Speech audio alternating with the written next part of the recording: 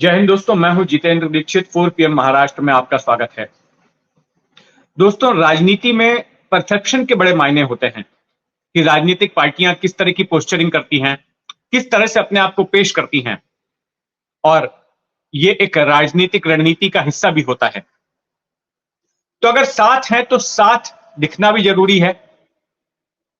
इसी उद्देश्य के साथ महायुति ने महाराष्ट्र का जो सत्ताधारी गठबंधन है 3 पार्टियों का, जिसमें एकनाथ शिंदे वाली शिवसेना है, बीजेपी है और अजीत पवार वाली एनसीपी है, इन तीनों ने आज एक साथ प्रेस कॉन्फ्रेंस ली। और ऐसी प्रेस कॉन्फ्रेंस लेने की जरूरत इसलिए आ पड़ी क्योंकि हाल ही में इस तरह की कई खबरें आ रही थी कि इन तीनों ही पार्टियों के बीच, इन तीनों सत्ताधारी पार्टियों के बीच मनमुटाव चल रहा है, झगड़ा चल रहा है। पहले खबर आई कि मराठा आरक्षण को लेकर सत्ताधारी 2 पार्टियां आपस में भिड़ गई। उनके नेता छगन भुजबल, जो कि नागरिक आपूर्ति मंत्री हैं, वो अपनी ही सरकार के खिलाफ बोलने लग गए कि सरकार ने जो किया है, मराठाओं को ओबीसी के तहत आरक्षण देने की जो घोषणा की है वो गलत है। इससे ओबीसी आरक्षण के कोटे में कटौती होगी और सरकार को घुटने नहीं टेकने चाहिए मराठा आंदोलनकारियों के सामने। मराठा आंदोलन इसलिए चल रहा है ताकि मराठा समुदाय के लोगों को सरकारी नौकरियों और शिक्षा में आरक्षण मिले।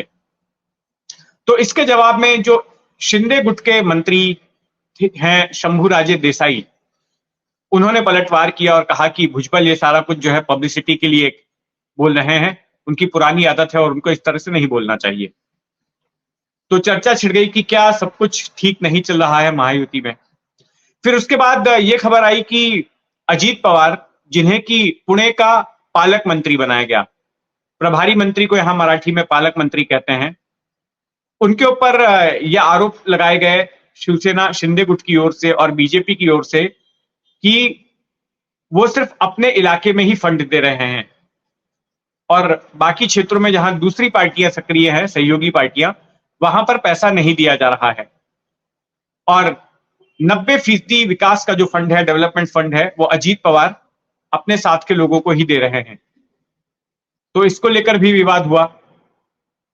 फिर मैंने कल के वीडियो में आपको बताया था कि किस तरह से 2 सीटें ऐसी हैं जिसको लेकर बीजेपी और शिंदे गुट में खींचतान चल रही है।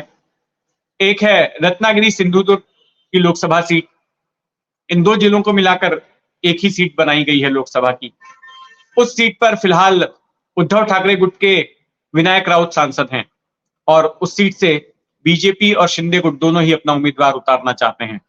एक तरफ बीजेपी बीते कई महीनों से उस सीट पर मेहनत कर रही थी, तो शिंदे गुट भी वहां पर अपने उम्मीदवार उतारना चाह रहे हैं क्योंकि उनका मानना है कि जब शिवसेना अविभाजित थी तब ये सीट शिवसेना के ही खाते में आती थी। और अभी एकनाथ शिंदे अगले हफ्ते से दौरे पर निकलने वाले हैं महाराष्ट्र के। 16 लोकसभा सीटों में जाकर वो सभाएं लेंगे, तो उनमें से एक सीट ये रत्नागिरी सिंधुदुर्ग की भी सीट है। तो इसको लेकर भी लोगों ने ये कयास लगाए, लोगों ने इसे एक संकेत माना कि महायुति के बीच कुछ ठीक नहीं चल रहा है, इनके बीच में झगड़ा चल रहा है। तो इसी वजह से आज दक्षिण मुंबई के गिरगांव चौपाटी पर बिड़ला क्रीड़ा केंद्र पर एक प्रेस कॉन्फ्रेंस आयोजित की गई, जिनमें कि इन तीनों ही पार्टियों के दिग्गज नेता मौजूद थे। बीजेपी के प्रदेश अध्यक्ष चंद्रशेखर बावनकुले थे, फिर सुनील तटकरे अजीत पवार वाली एनसीपी के, और दादा भुसे एकनाथ शिंदे वाली शिवसेना से। तो इन तीनों लोगों ने एक संयुक्त प्रेस कॉन्फ्रेंस को संबोधित किया और ये जताने की कोशिश की कि सब कुछ ठीक ठाक चल रहा है। ये तो एक संदेश दिया ही, लेकिन इसके साथ साथ आगे का रोड मैप, क्योंकि ये चुनावी साल है, तो इस चुनावी साल में इस महायुति का रोड मैप क्या होगा, उसके बारे में भी मोटे मोटे तौर पर जानकारी दी गई। तो यह ऐलान किया गया कि महाराष्ट्र में बीजेपी के लिए मिशन होगा 45 सीटों को हासिल करना। हम सभी जानते हैं कि महाराष्ट्र में 48 सीटें हैं और उत्तर प्रदेश के बाद महाराष्ट्र दूसरा बड़ा राज्य है जहां से सबसे ज्यादा सीटें जाती हैं लोकसभा में। तो 48 में से 45 सीटें महायुति कह रही है कि उसका प्रयास होगा जीतने का। जो पिछले चुनाव हुए थे 2019 के, उसमें शिवसेना बीजेपी गठबंधन को 41 सीटें मिली थी। शिवसेना को 18 सीटें मिली थी और बीजेपी को 23 सीटें मिली थी। अब इस बार 45 का टारगेट है और सीटों के अलावा टारगेट यह है कि जो वोट प्रतिशत है वो भी 51% के ऊपर चला जाए। यह तय हुआ है, जैसा कि चंद्रशेखर बावनकुले ने बताया, कि इस बात पर फैसला हुआ है कि जिन जिन सीटों पर जिस पार्टी का दबदबा ज्यादा होगा उस सीट पर उस पार्टी का उम्मीदवार उतारा जाएगा और बाकी पार्टियां जो है उसको सहयोग करेंगी। और 14 जनवरी से तमाम मीटिंग्स शुरू हो जाएंगी, मंडल स्तर पर, वार्ड स्तर पर, और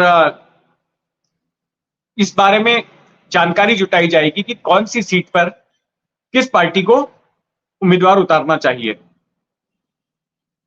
इसी के साथ साथ इस बारे में भी चर्चा हुई कि आगे आने वाले विधानसभा के चुनाव में क्या टारगेट रहेगा। तो यह बताया गया कि विधानसभा के लिए 225 का टारगेट रखा गया है। 225 सीटें महायुति जीतने की तैयारी कर रही है, तो यह एक बड़ा टारगेट है। और 14 जनवरी को, आने वाली 14 जनवरी को एक महासम्मेलन आयोजित किया जाएगा महायुति का, जिसमें कि तीनों ही पार्टियों के दिग्गज नेता शामिल होंगे और इसी के साथ नारियल फूटा जाएगा चुनावी अभियान का। इस एक बड़ी सभा के बाद फिर अलग अलग जिलों में, अलग अलग सीटों पर, वहां पर भी सभाओं का दौर शुरू हो जाएगा। तो ये रोडमैप है महायुति का। दूसरी तरफ जो विपक्षी गठबंधन है महाविकास आघाड़ी, उसके खेमे में भी काफी हलचल है। और जैसा कि सुप्रिया सुले ने हाल ही में बयान दिया था कि महाविकास आघाड़ी का जो सीट शेयरिंग है, सीट शेयरिंग फॉर्मूला तैयार हो गया है और आने वाले हफ्ते 10 दिन में उसे जाहिर कर दिया जाएगा, लोगों को बता दिया जाएगा। क्योंकि पिछले हफ्ते हमने देखा था कि महाविकास आघाड़ी में भी काफी झगड़े हुए थे।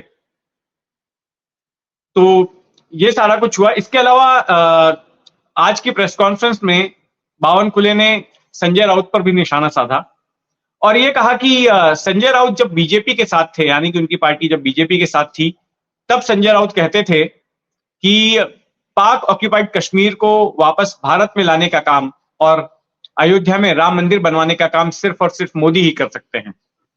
और आज यही संजय राउत मोदी के विरोध में बोल रहे हैं। तो ये कटाक्ष भी किए गए। तो खैर, देखते हैं कि आगे महाराष्ट्र की राजनीति क्या मोड़ लेती है। हमारी उस पर नजर बनी रहेगी। आप भी अपनी नजर बनाए रखें 4 PM महाराष्ट्र पर। और अगर आपने अब तक इस चैनल को सब्सक्राइब नहीं किया है तो सब्सक्राइब कर लें। जय हिंद।